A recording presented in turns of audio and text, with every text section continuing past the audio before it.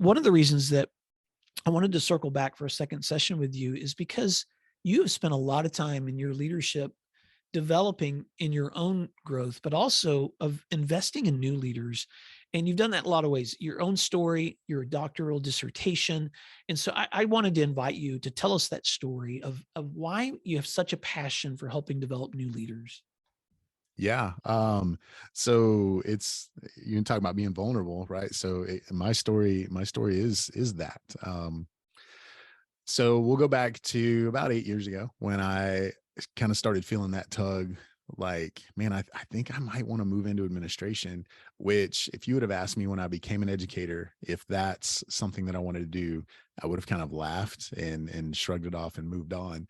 I had no desire to move into administrative role. And when I was in Tulsa at Union High School, I had two administrators, Dr. Kathy Dodd and Lisa Witcher, who just poured into me. And I saw myself getting better in the classroom. At this point, I was 8 or 9 years into my teaching career and was a very decent teacher, but I would not have put myself up against, some of the best teachers out there.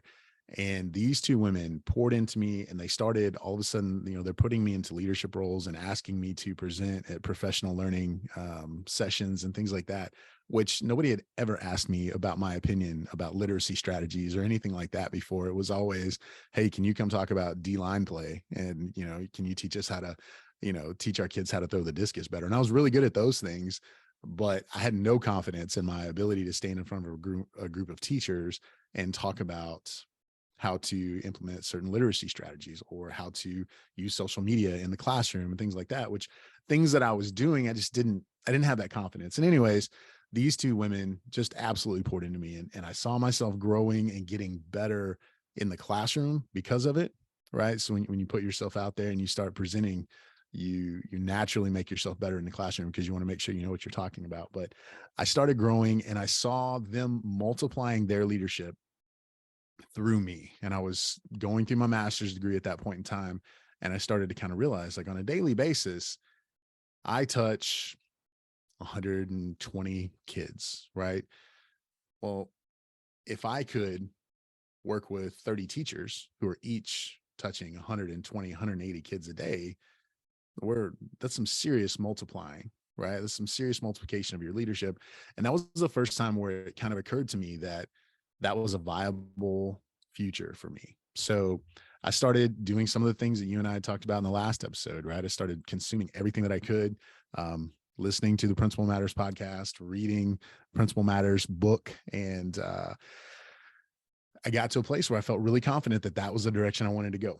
So I did all the things that you have to do to get your first AP job. I applied in several places. I made a couple of moves to get myself into a situation like we talked about in the last episode. So I won't rehash all that.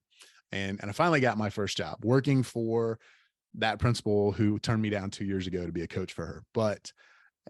And I remember feeling so confident going through the interview process, and I got hired and I felt super good about it. And in July, right? So we're on a 11-month contract. So we start in July before teachers show up, before students show up.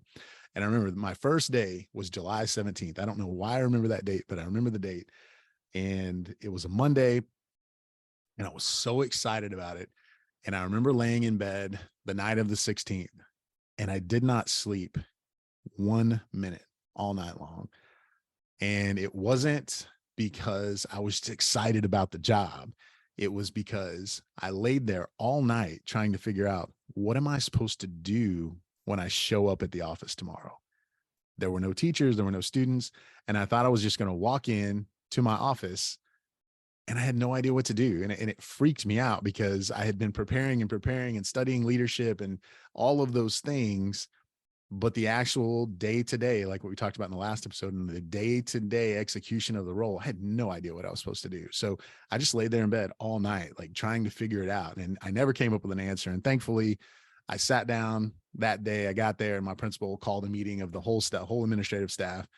And she lined out all of our roles and responsibilities for us so that, we were all on the same page. And I still didn't know what I was doing, but I at least had an idea of, like, okay, at least I know what my responsibilities are. Now I can start to, like, figure these things out as we go. But that's kind of where my journey started, and it led me into this place of, and we talked about it in the last episode, where I just asked a million questions that first year because I knew I'm a pretty decent communicator.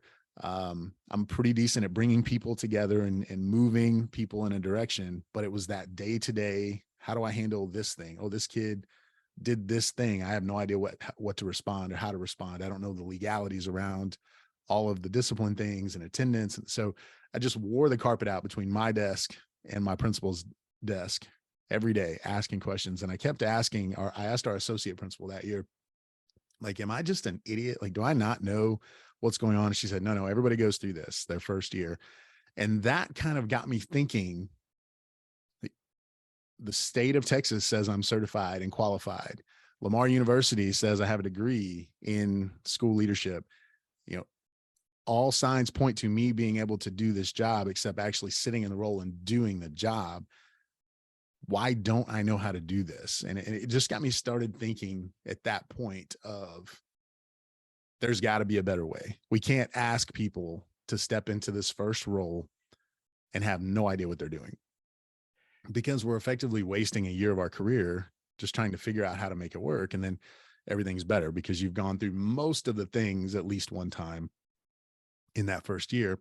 And that that was a very formative moment for me, because that's a year and a half later, I started working on my doctorate, and I knew going into it that that was what I wanted to study. I needed to understand how we can make something better for aspiring administrators, so that when they step into the role the very first time, they don't feel overwhelmed. They don't feel lost like I did.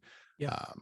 And that's kind of what I've been doing for the last 4 years, is studying that and spending time trying to understand the plight of new administrators and Mhm. aspiring administrators, and trying to see if I can figure out ways to help them make that transition a little bit easier.